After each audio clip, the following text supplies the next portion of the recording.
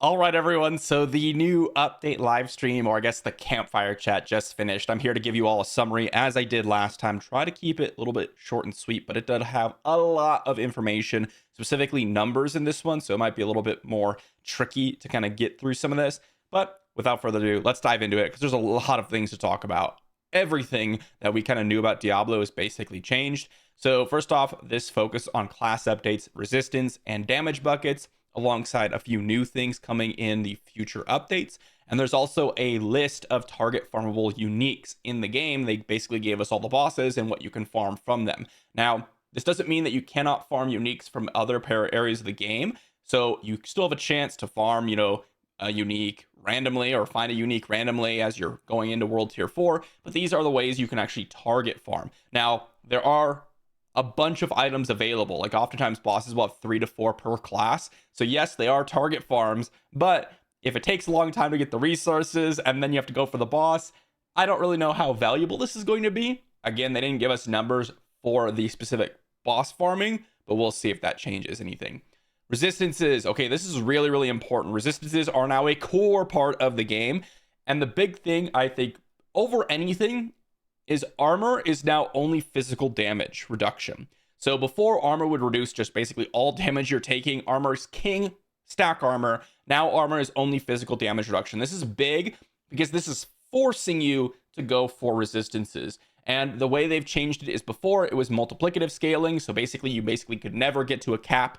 Now they've decided to cap it at 70% and add additive scaling.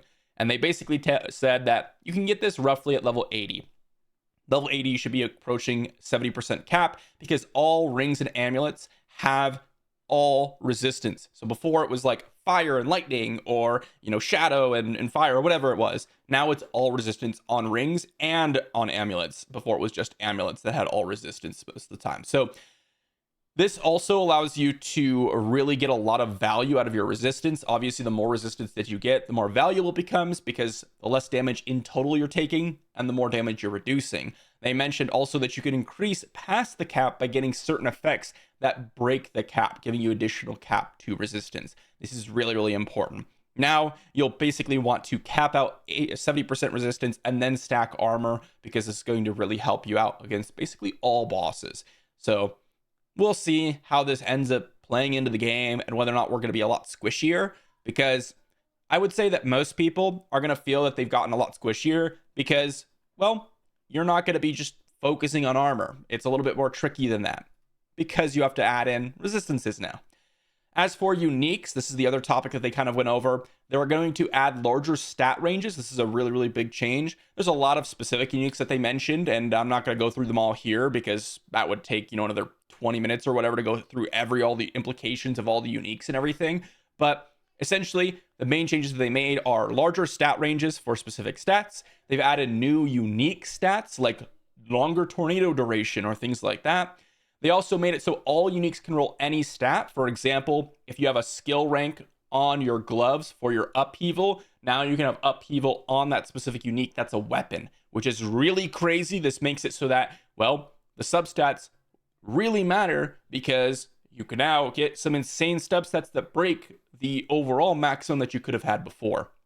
They've also added a couple of new uniques, and I did mention this. They have Flicker Step, which reduces ultimate cooldown on evade. I'm really excited to try this out on the rogue. We have the Scoundrel's Leathers, which is a rogue unique. It makes it so that Inner Sight has a chance to drop traps and caltrops when you have maximum inner sight energy and you have that unlimited energy. When you proc a core skill, you can go ahead and proc traps or caltrops, which is really, really interesting. Then we have the Dolmen Stone, which is pretty cool because it's a boulder plus hurricane, making a boulder hurricane. So you use your boulder skill when you have hurricane active and it makes a boulder hurricane. What a cool unique. I think that's actually the coolest one so far. Flicker Step also seems pretty cool as well, but boulder hurricane, guys, that's pretty crazy. Let me know if any druid mains down there love that one. Class improvements. Okay, so this is another big one. They're talking about a lot of stats and some specific buffs and class changes. Now I will note they didn't talk about all the changes. The full patch note breakdown is going to be released soon, after this goes down. I didn't see it quite yet on the Blizzard's website, but perhaps I'll do a full breakdown tomorrow for those of you that are interested in a complete overview.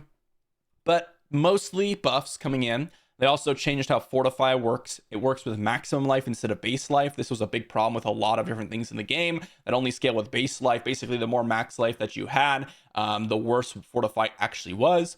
They also are going to be balancing more frequently to prevent OP builds. They didn't specifically target low power level builds, but I assume they're also going to include that. We'll see. For Necromancer, Ossified Key passive got nerfed. Bone Graft got nerfed, so big damage nerf. But they're also buffing up minions for like Death's Defense is going to have a very valuable way to actually save your minions. Golem DPS is going to be increased, and the Paragon nodes buffing minions have been increased as well. Shields have armor, so any shield you're going to be running with Necromancer is going to have armor. For Barbarian, your Supreme Wrath now has capped. So this before could like infinitely scale with some of the abilities and break a lot of the game. Basically, any infinite scaling in this game has now been capped. Berserking damage is now multiplicative for Barbarian. This is huge. This really amps up Berserking builds, and I'm really curious to see how this really impacts things. They buffed Decimator, and they also made it so the Hammer of the Ancients Legendary is now just increased damage besides, like waiting for like hitting and then the quake, and you kind of want to not hit your opponents so you can hit them with the quake. It was a little bit awkward. They basically made it more streamlined and just gave you a bunch of increased damage. Druid, Rampaging Werebeast also got capped. Again, similar to kind of like they want to avoid any sort of infinite scaling type of synergies. They also have increased Raven's DPS. They've also increased the crit enhancement for Ravens. Raven's DPS has been increased and it spreads quicker. Lastly, for Sorcerer, not quite lastly, Sorcerer, their Incinerate ramp up to get max damage is halved. This is like a meme. I think this is still trash. Maybe I'm wrong. Maybe it'll be good if they added some additional Paragon nodes and things like that, but the ramp up isn't necessarily the problem. Even if you had max ramp up, it still wasn't hitting for very hard at all. They also buffed Frozen Orb to do more damage against elites for the enhancement, and they also did a lot of Paragon board updates for the Sorcerer. And lastly, Rogue.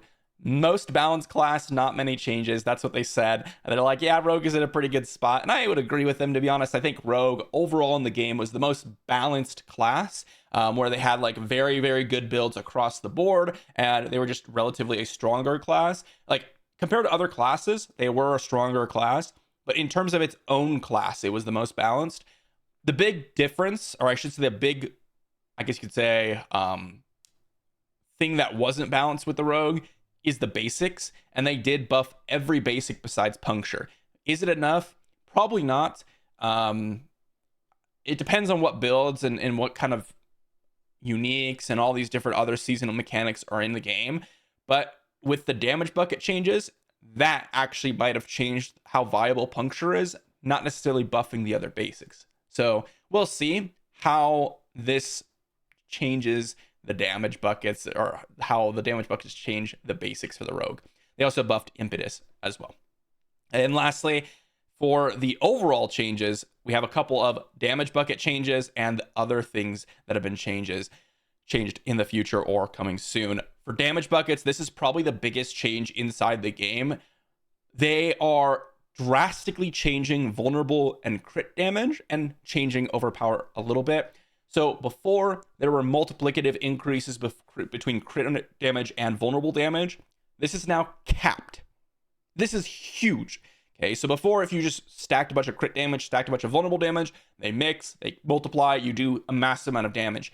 Now you can only get a maximum of 50% crit damage increase and 20% vulnerable increase, and that's going to be your multiplicative increase, and that is the cap. After that, they mentioned it's going to be additive increases after. So this is a big nerf to vulnerable and crit damage. That as such, they mentioned that they're going to be nerfing mobs to match our DPS. Not sure how I feel about this.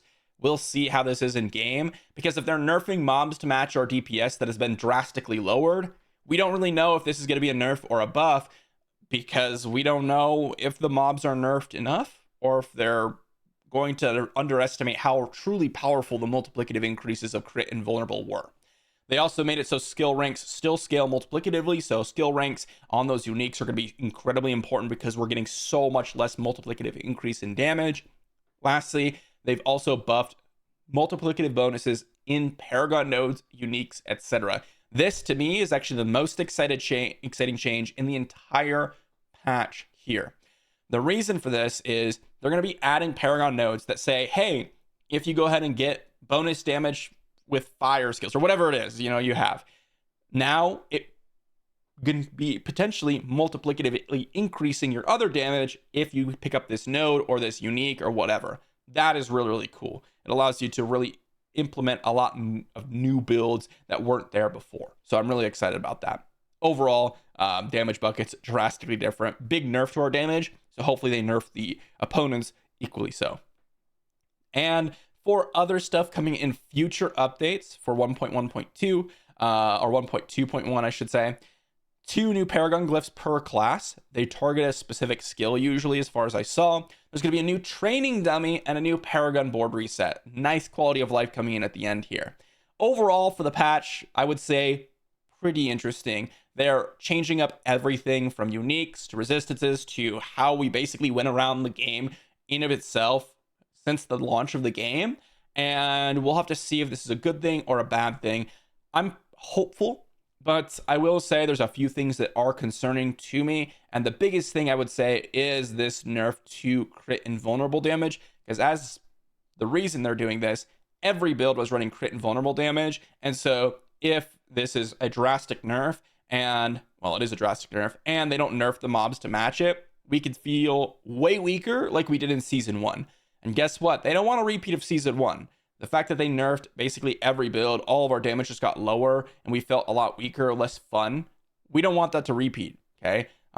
So they better do this right.